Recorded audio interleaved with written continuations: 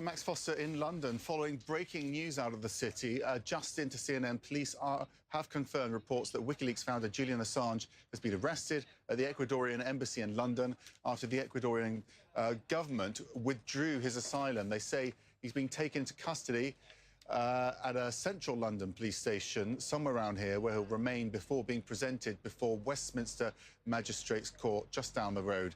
As soon as is possible. He was invited into the embassy, of course, by the ambassador following the Ecuadorian government's withdrawal of asylum. And we've just seen that the government here as well, Sajid Javid at the Home Office down the road, also confirming the news and saying he's rightly facing justice in the UK. We're going to bring in CNN contributor Tim Lister, though, because there are warrants for his arrest that come in from Sweden, from the US. I gather Sweden's dropped its case.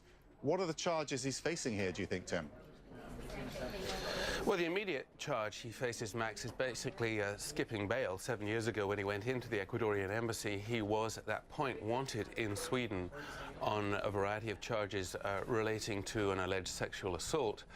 His main worry, though, is that there is somewhere a sealed extradition warrant from the United States so that he could be removed to the US to do with WikiLeaks' involvement in the email and the Democratic Party documents that were hacked back in 2016. That's his principal concern, and the concern of his supporters, that under the US extradition treaty with the United Kingdom, there is somewhere an indictment requesting his removal to the United States, where conceivably he could face a very long prison sentence, Max. There's some confusion here, Tim. So some sources saying he walked out, but we're hearing from WikiLeaks that he didn't walk out and the police went in, which would be extraordinary, wouldn't it, considering this is sovereign soil? It would be extraordinary, but it does appear that the Ecuadorian authorities invited the Metropolitan Police onto the premises to remove him. Now, the Ecuadorian government that allowed Assange to take refuge in the embassy in the first place 7 years ago is a very different, or was a very different government from the one in place now. President Moreno has been very keen to put an end to this and has been exploring with the United Kingdom over the last year or so options for removing Assange. The Ecuadorians say that Assange has repeatedly violated the conditions of his stay, and Assange has shot back, accusing the Ecuadorians in turn of not honouring various guarantees that they provided him. So it had become something of an impasse between the Ecuadorians and Assange's supporters. And in the end, the Ecuadorians decided that they were no longer going to provide him with asylum, and the logical consequence of that was to invite the Metropolitan Police into the embassy to remove him. The alternative for them would have been to expel him themselves, which might have been a bit more tricky, Max. What do we know about the process that would, you know, conclude with him ending up in the United States? That's what he's afraid of, right? But how would that work? How would the United States make that happen? What we don't know is whether there is a sealed indictment for Assange in connection with the whole WikiLeaks intrusion, if you will, into the democratic servers, or their association with that intrusion, which we believe, and Assange believes, to have been carried out by independent Russian operators. So we don't know whether the prosecutors in the United States know more and have therefore associated Assange with that whole hacking episode. There were signs a few months ago that there was some sort of sealed indictment for him because of a mistake in a court filing in the US, bizarrely enough. But we don't know any more than that. What we do know is that there is an extradition treaty between the US and the UK, which would allow the US federal authorities to seek his extradition. On the whole, those cases have worked in the past in the favor of the US. It's a fairly basic extradition treaty, but there is one interesting part of it which suggests that nobody could be extradited for what could be described as a political offence. And of course, Assange's lawyers, if an extradition request is forthcoming, they would argue that very much what he has done in shining a light on some of these documents that were hacked was a political act, nothing criminal involved in it. But that will be the nub of that argument if the US proceeds with an extradition request. Okay, Tim, we can also speak to Hadass Gold. She's obviously followed WikiLeaks for years with her media beat. Hadass, I'm just reading here from the Foreign Secretary here in Westminster saying that Julian Assange is no hero, no one's above the law, he's hidden from the truth for years, which is an interesting line, isn't it? Because the WikiLeaks argument and their fans' argument is also, has always been that they are the defenders of the truth, but the British government is going head-to-head with them on that. For freedom of information, freedom of speech, when they've been pressed before on the information dumps that they've had that may have helped sway elections, for example, in the United States. They've always said, we just publish information that pertains to the public discourse the same as a journalist does. But you would, many news organizations have said that they don't exactly fall in line with what a news organization, the standards that they would have, just because they dump so much information without going through and making sure to maybe redact important information or anything that could harm people. What I have found interesting, though, especially, is that WikiLeaks has been alluding that this could happen now for several days. On their Twitter accounts 6 days ago, they said that Julian Assange will be expelled within hours to days.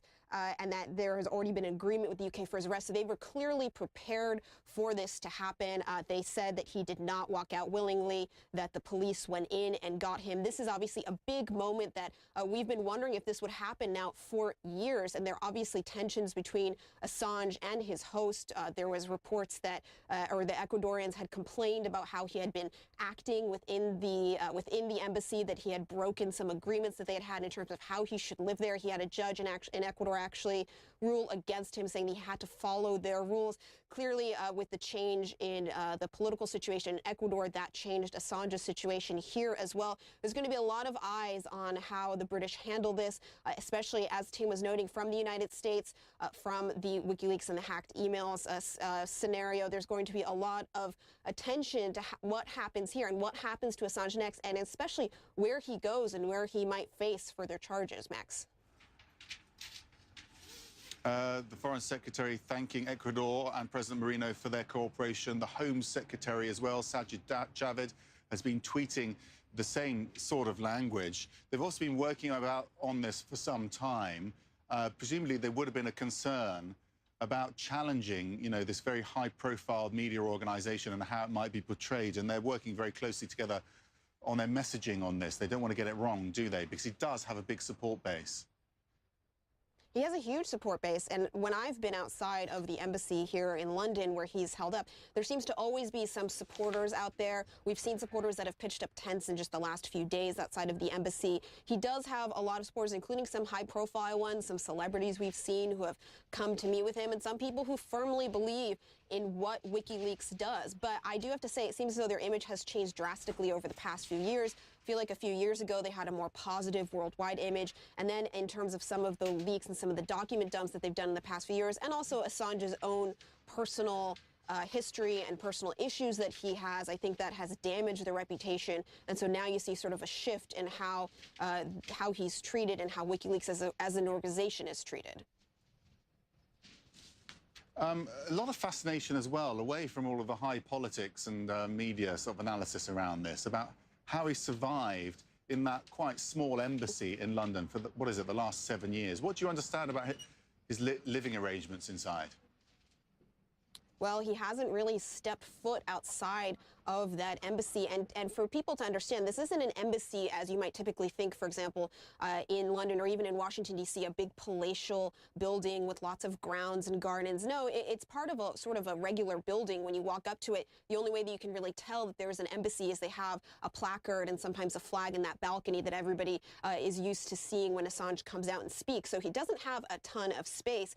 And the relationship with his host has deteriorated over time. He has, they at one point cut off his internet access, and he tried to claim that it was a human right for him to have internet access. He apparently had some sort of pets, and he was told he had to clean up after his pets. It seemed to be sort of a souring roommate situation where the Ecuadorian hosts were getting a little bit sick of dealing with him and dealing with somebody that was just living in a very small space that is still a working embassy while the Ecuadorians are trying to do the regular embassy work. And as I noted, the political situation back in Ecuador changed, and I think that had a huge effect on Assange's situation and how he was treated. And WikiLeaks has been warning about this over and over again for quite some time, that he was likely to be expelled and would be arrested. And now we've seen it has finally happened. This is a really big moment that people have been expecting for some time. So it is amazing to really see it happen in real time. Now, this, what we thought was just been dragging on for so many years, to actually see Assange leaving that embassy and in the hands of police, Max.